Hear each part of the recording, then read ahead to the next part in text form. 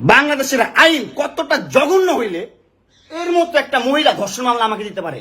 50 বছরের একটা মহিলা আমাকে ধর্ষণ মামলা দিচ্ছে, তাকে কিভাবে ধর্ষণ হয়? তোকে কিভাবে ধর্ষণ হয়? সেটা তুই কোর্টে যে প্রমাণ করিস। কোর্ট তো তোর কি না, তোর বাপের না কোর্ট? তোর বাপ আর্মিতে, তোর ভাই আর্মিতে, তোর জামাই আর্মিতে, তোর 2টা জামাই আর্মিতে।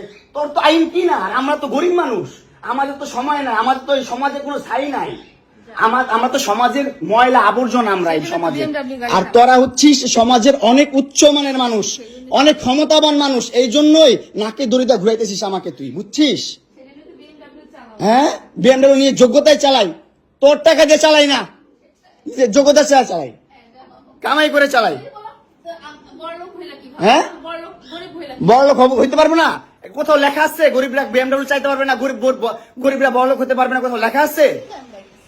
হ্যাঁ, কোথাও লেখা আছে? নাহলে ওই মেয়েদের বাসায় যাও, নাহলে নরসিংদীতে যাও, যেখানে যাচ্ছিলে সেখানে যাও। তোমার কাপড় চোপড় নিবা? অবশ্যই নিবো।